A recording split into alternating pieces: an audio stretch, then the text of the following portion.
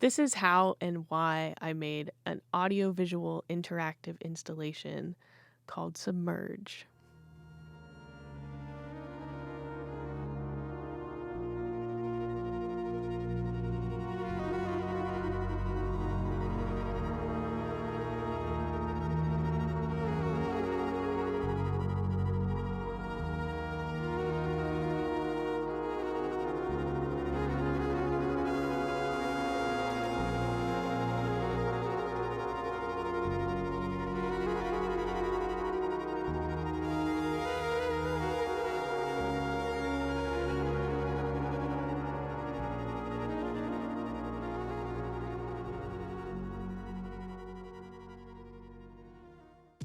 I am a musician, I am a sailor, and as a person who grew up on the prairies, I've always been a bit mystified by the ocean.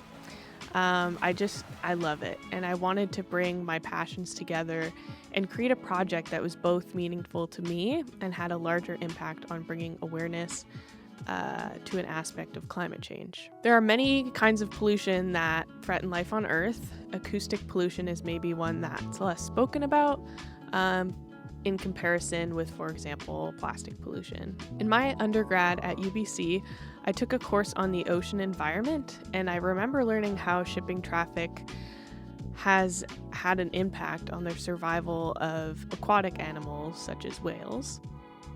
I remember feeling so passionate and sad for these creatures who don't have a voice and who aren't really seen. My final for that class was a song about acoustic pollution, and it went like this. Can you hear it?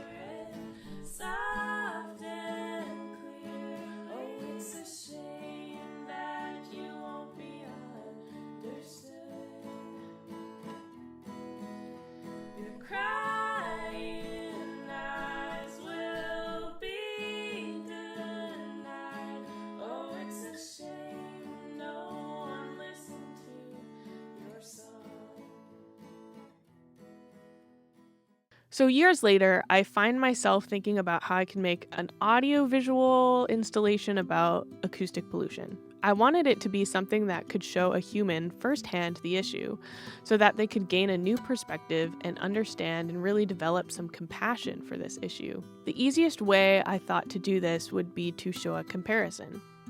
The calm water above, and then an eerie yet beautiful, full of life, underwater scene that was clearly affected by noise pollution.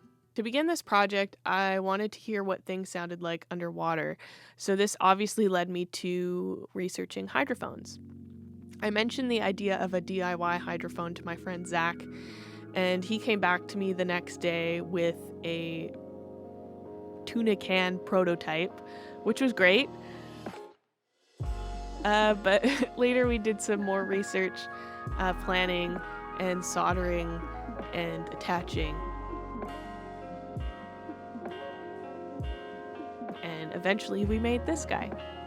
Although this one had some ground floor noise, it held up good enough to record some samples, and it even provided me with this sick static sound I used as a boat engine after it broke. Because I threw it over a moving sailboat. But yeah, super happy with that sound, so no complaints there. I also gathered some samples of planes, boats, and some water ambience to really help enhance this world I was trying to create. I visited some family in BC and also rented a shotgun mic setup, but I didn't really use it properly. I didn't hold it close enough to my sound source. I did end up getting some nice seaplane mono sounds that I used. But, you live and you learn. I also got some other Zoom recorder water ambience. It took about 4 sessions maybe to get that exact water sound that I was looking for.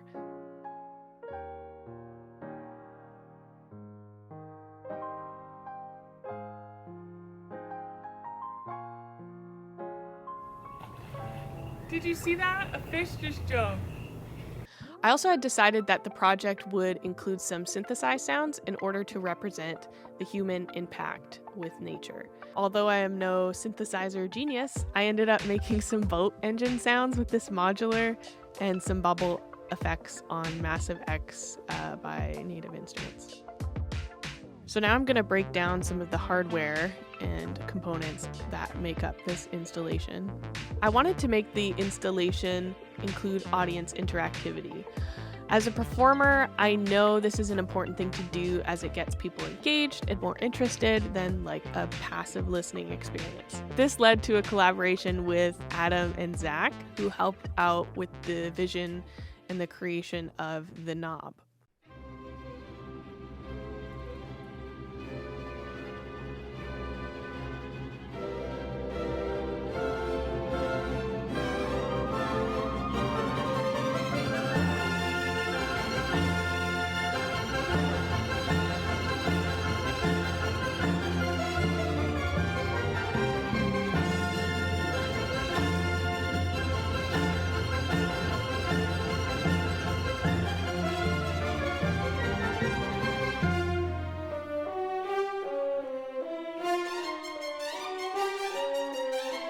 My goal for the visuals for this piece were to be abstract and compelling. I had gotten some footage of some surface water ripples, and I edited the footage in Resolume, which allowed for projection mapping onto the screen and also having the visuals be connected to the MIDI controller knob as well. The main musical element in this installation is a string quartet. As a classical violinist, I have ventured into string writing before, and I thought I could make some compelling and ocean-like whale sounds with like harmonics and stuff, and I figured adding bass also was important as low-frequency noise is prominent and travels a lot farther underwater. And then I added piano because I'm basic, and I had composed this little lick that made me envision like glimmering water, like if you were below water, glimmering water above and like coming down with like a ray of light traveling below the surface. Yeah. At this point, I did feel a lot of pressure to write something moving. I drew inspiration from the soundtrack Adrift and also String Quartet number 10 in E flat, because the interplay between the instruments in the beginning kind of made me envision a wave. Eventually, I came up with a couple themes that evolved into this 7-minute piece.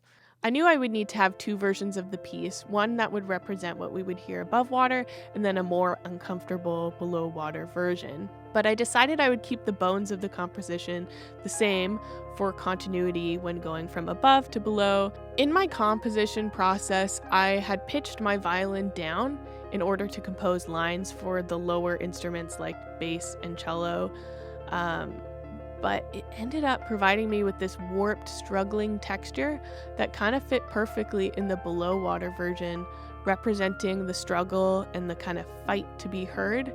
I decided to use that as the main feature for the below sounds and kind of accompany it with a chamber string ensemble.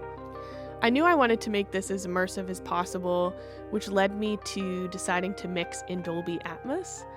Luckily, I'm in school right now, so I had access to a room with the speaker setup to accomplish this. With the end goal of mixing in Dolby, it kind of influenced the way I did my recording setup. So I set up a couple more mic positions to give me more options for the Dolby mix, because Dolby is height as well as other panning. Cool stuff. Though editing this massive Pro Tools file was something else. Because I had faked this chamber string quintet, the first violin would move chairs, and then the second violin would go and then move chairs. And on top of that, we had all these different mic positions, so there was a lot of files. So comping it and putting everything together and editing all those kind of separately was a nightmare. But I got through it, because once I started mixing in Dolby, it got a little bit more fun and creative. When experiencing the installation, I imagined the viewer to kind of peer into like a mirror-sized screen, as it kind of seemed like personal. And yeah, so after some research into materials, I decided to make the frame. Making something from scratch, I realized later, is really hard and expensive. But I will say sanding some of the wood by hand was kind of therapeutic for me and really got me connected to this art that I was creating. Other pieces I had to create with Zach, who officially became my technical advisor, was a stand to hang the frame from, and also a podium. Also, just to interject here, Zach in no way condoned the material I decided to create the podium out of, but I loved it. And look at me in this tin hat like the Wizard of Oz. Bringing all these moving pieces together, I think, created something unique. I really want to thank my technical advisor, Zach, and all these people as well. I couldn't do it without you guys. Underwater noise pollution is really sad. These animals have nowhere to go, nowhere to escape to, and their eardrums are literally exploding. Submerge is my first installation. You can find a bit more information about it on my website, www.mickeyleesmith.com, I think. Here's the link. And comment below if you'd like to experience Submerge.